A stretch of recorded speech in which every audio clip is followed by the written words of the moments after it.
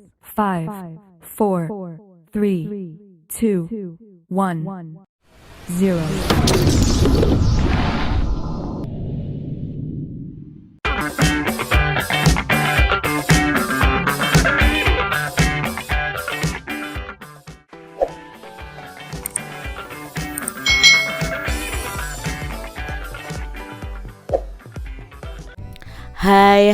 Hai. Selamat datang di channel YouTube Kak Citra. Apa kabar adik-adik semuanya? Kak Citra berharap kalian dalam keadaan yang baik, sehat, dan siap untuk belajar ya. Hari ini kita akan belajar bersama-sama untuk mata pelajaran tematik kelas 5. Nah, kita masih belajar di tema 5 tentang ekosistem, subtema 3 keseimbangan ekosistem, pembelajaran yang pertama. Mari adik-adik yang hebat, kita belajar dengan penuh semangat. Adik-adik yang hebat, coba perhatikan gambar berikut ini. Siti sedang merawat tanaman yang ada di sekitar rumahnya dan hewan yang dia pelihara. Semua makhluk hidup itu memerlukan makhluk hidup lain untuk mempertahankan hidupnya adik-adik. Makanan dan sumber energi lain menjadi salah satu faktor penting terjadinya saling kebergantungan antar makhluk hidup. Jadi di sini kalian tahu ya, ada kebergantungan antar makhluk hidup. Adik-adik yang hebat, hari ini kita akan belajar menentukan pokok pikiran dari sebuah bacaan non-fiksi. Dan kita juga akan belajar hubungan antara rantai makanan dan jaring-jaring makanan. Adik-adik yang hebat, perhatikan gambar-gambar berikut ini. Nah, bagaimana nih penjelasanmu mengenai hubungan simbiosis antara dua jenis makhluk hidup tersebut? Nah, pada subtema 2 kita sudah belajar tentang simbiosis. Ya, simbiosis itu hubungan antara dua makhluk hidup. Ada simbiosis mutualisme di mana dua-duanya saling diuntungkan. Lalu ada simbiosis komensalisme di mana salah satu diuntungkan, salah satunya tidak diuntungkan dan tidak dirugikan. Lalu ada simbiosis parasitisme, yaitu satu diuntungkan sedangkan yang satunya dirugikan. Nah, kalian sudah tahu ya apa perbedaan simbiosis komensalisme, parasitisme, dan mutualisme. Adik-adik yang hebat, semua makhluk hidup itu memerlukan makhluk hidup lain untuk bertahan hidup ya. Makanan dan sumber energi itu menjadi salah satu faktor penting terjadinya saling kebergantungan. Nah, bentuk kebergantungan antar makhluk hidup itu bisa diperlihatkan dalam sebuah rantai makanan dan jaring-jaring makanan. Nah, bagaimana peran rantai makanan dan jaring-jaring makanan itu dapat menjadi peranan yang sangat penting bagi kelangsungan hidup makhluk hidup di dalam sebuah ekosistem? Mari kita baca bacaan berikut ini. Ada bacaan yang berjudul rantai makanan dan jaring-jaring makanan. Nah, kebergantungan antar makhluk hidup dan lingkungannya menjadi bagian dari kehidupan di dalam sebuah ekosistem adik-adik. Tumbuhan itu mendapatkan energi dari matahari. Hewan mendapatkan energi dari tumbuhan atau dari hewan lain yang memakan tumbuhan. Tumbuhan berhijau daun itu mampu membuat makanannya sendiri melalui proses yang namanya fotosintesis adik-adik. Nah, makhluk hidup yang dapat membuat makanan sendiri itu disebut dengan produsen ya. Kalian ingat pada rantai makanan. Nah, banyak jenis makhluk hidup yang tidak dapat membuat makanan sendiri ya. Banyak sekali makhluk hidup yang tidak bisa membuat makanannya sendiri. Mereka itu mendapatkan energi dari makanan yang mereka makan. Nah, makhluk hidup yang memakan makanan tanpa bisa membuat sendiri itu disebut dengan konsumen ya. Nah, beberapa jenis konsumen itu memakan tumbuhan. Kalau memakan tumbuhan itu dinamakan herbivore, sedangkan konsumen yang memakan hewan lain sebagai sumber energinya disebut dengan hewan karnivor ya.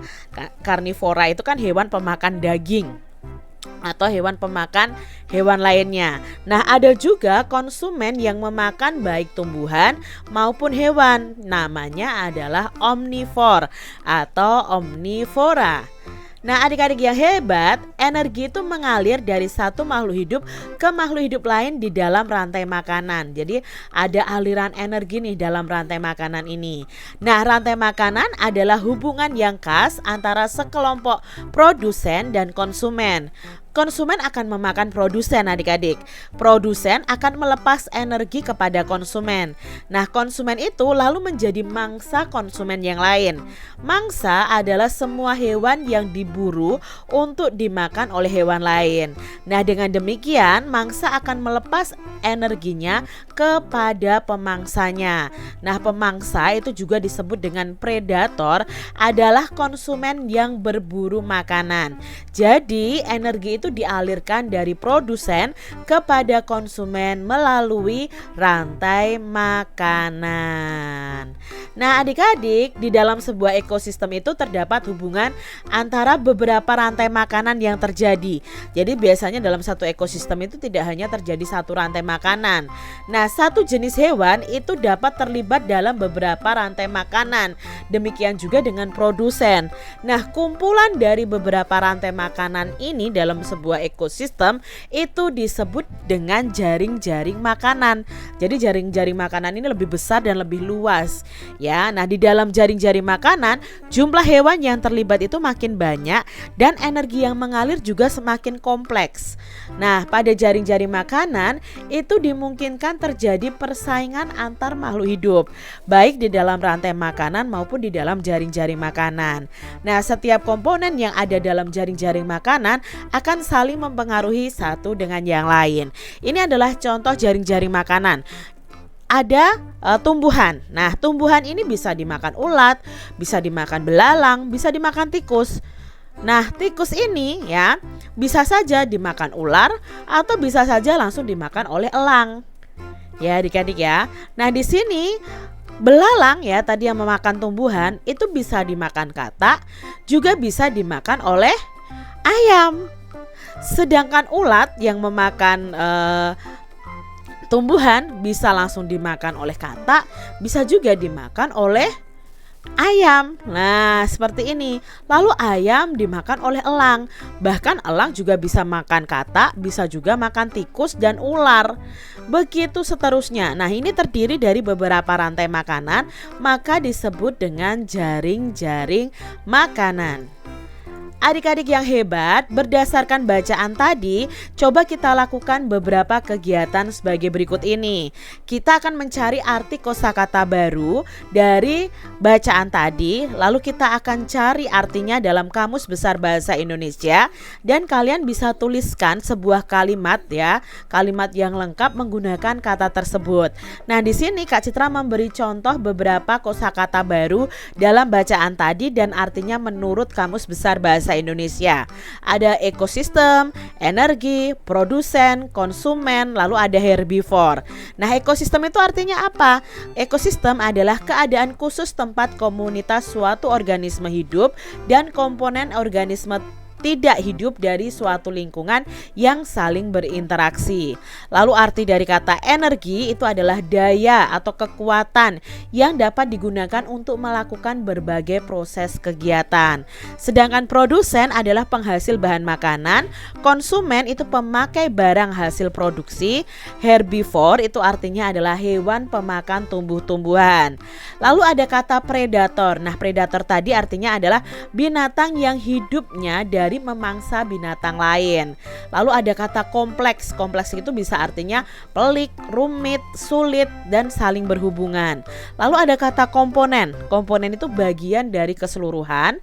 Lalu ada kata mangsa, itu binatang yang menjadi makanan binatang lain atau binatang buas. Lalu ada kata karnivor, itu hewan pemakan daging.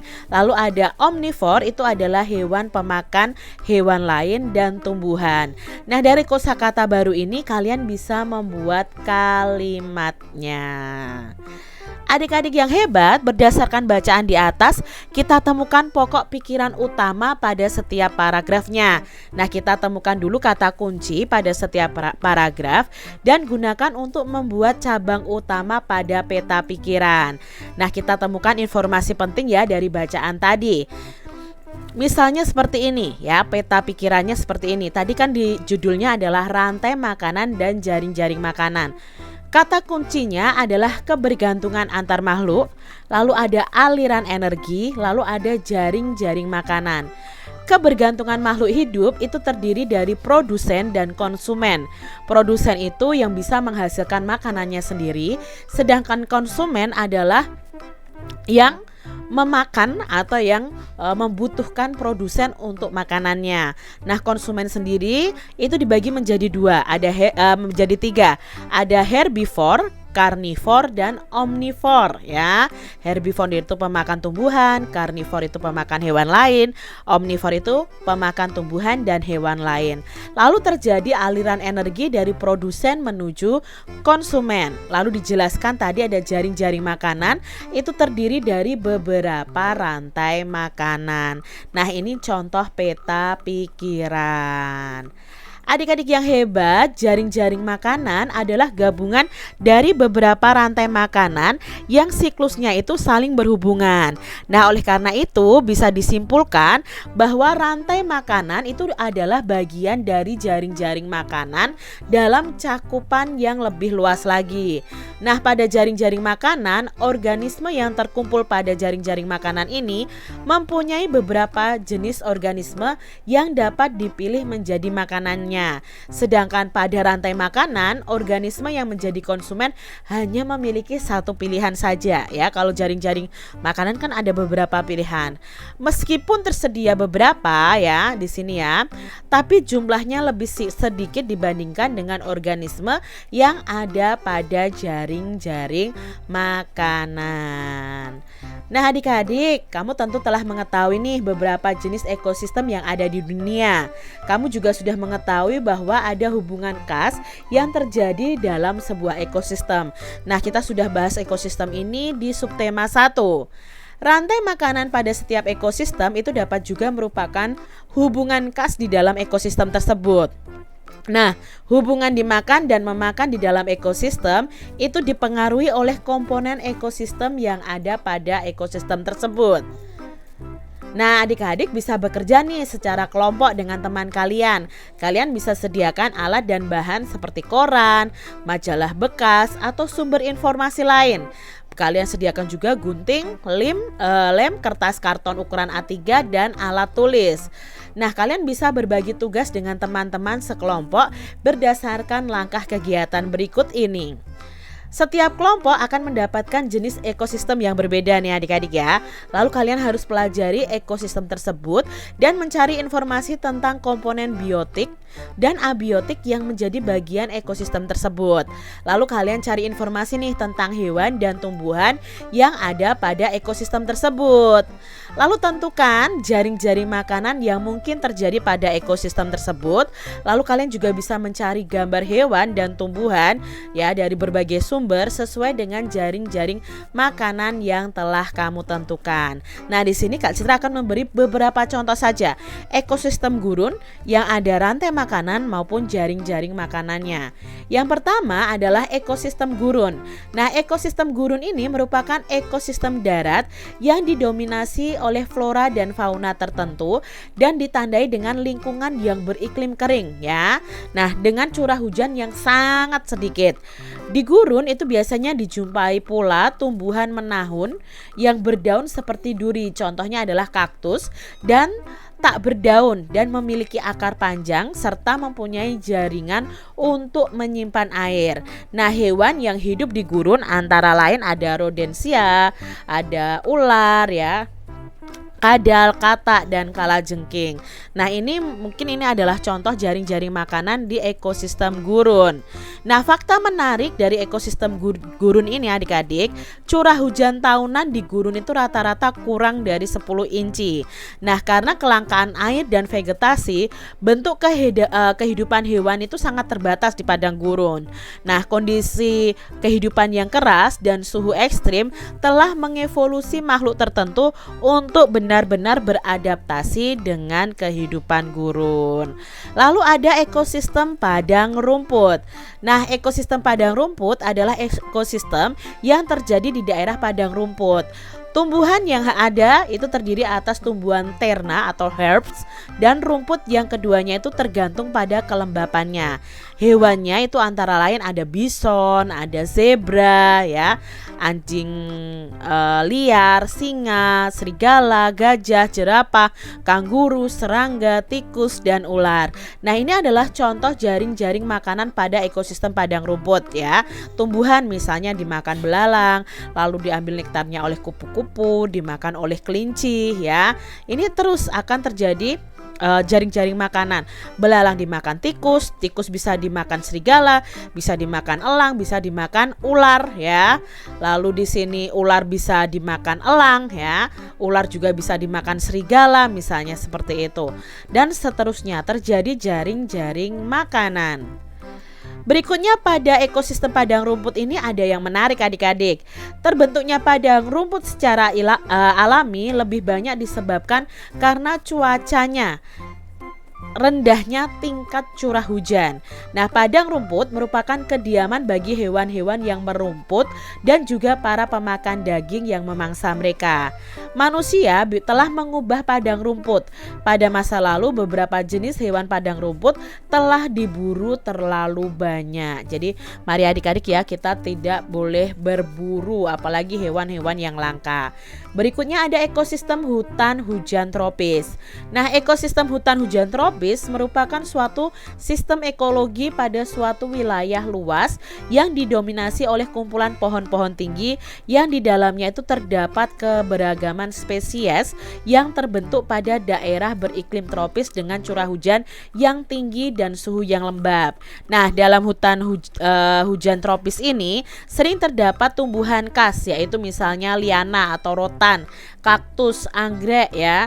Lalu hewannya itu ada kera, burung, badak, babi hutan, harimau dan burung hantu. Nah, ini adalah contoh jaring-jaring makanan pada ekosistem hutan hujan tropis.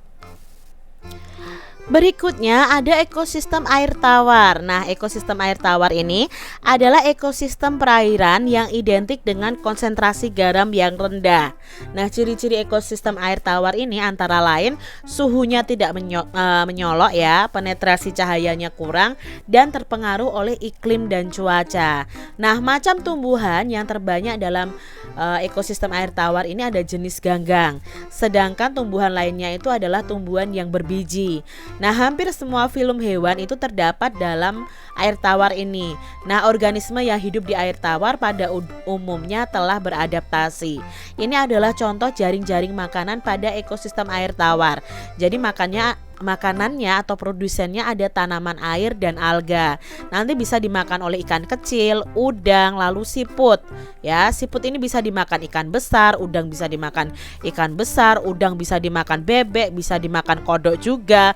Lalu ikan kecil bisa dimakan ular, bisa dimakan kodok ya. Kodok bisa dimakan ular, lalu bisa dimakan bangau, bisa dimakan bebek juga. Nah, terjadi beberapa rantai makanan. Maka di sini terjadi juga jaring makanan. Nah, itu tadi ya beberapa jaring-jaring makanan pada ekosistem ya. Nah, dengan keterangan dan informasi yang kita telah kumpulkan tadi, kita jadi jelas nih adik-adik ya, bagaimana detail hubungan yang terjadi di dalam rantai makanan dalam ekosistem tersebut. Nah, adik-adik, kalian bisa tuliskan nih pemahaman kalian tentang hubungan yang terjadi di dalam rantai makanan tersebut ke dalam sebuah tulisan paling tidak sepanjang 3 paragraf ya. Bisa kalian tuliskan di buku tulis kalian masing-masing. Nah, sekarang ada beberapa pertanyaan yang akan kita jawab bersama-sama. Apakah yang dimaksud dengan jaring-jaring makanan? Ya, jaring-jaring makanan adalah kumpulan dari beberapa rantai makanan di dalam sebuah ekosistem. Lalu, apa fungsi jaring-jaring makanan di dalam sebuah ekosistem? Ya, fungsi jaring-jaring makanan adalah untuk mengetahui interaksi antar spesies makhluk hidup dari beberapa rantai makanan pada suatu ekosistem. Lalu apa perbedaan antara rantai makanan dan jaring-jaring makanan adik-adik? Nah, perbedaannya itu pertama, makhluk hidup yang terlibat dalam rantai makanan itu lebih sedikit dibandingkan dengan jaring-jaring makanan. Lalu yang kedua, aliran energi pada rantai makanan itu terjadi dalam satu arah, sedangkan aliran energi pada jaring-jaring makanan itu terjadi dalam arah yang lebih kompleks. Nah, demikian tadi adik-adik pembahasan kita di tema 5, subtema 3 pembelajaran yang pertama. Semoga video pembelajaran ini bermanfaat ya untuk adik-adik semuanya. Dan sampai jumpa lagi di video pembelajaran Kak Citra selanjutnya. Tuhan memberkati. Jangan lupa tekan tombol subscribe, lalu tekan loncengnya, tekan juga tombol like, lalu share ke media sosial kalian. Jangan lupa untuk ikuti media sosial Kak Citra. Terima kasih.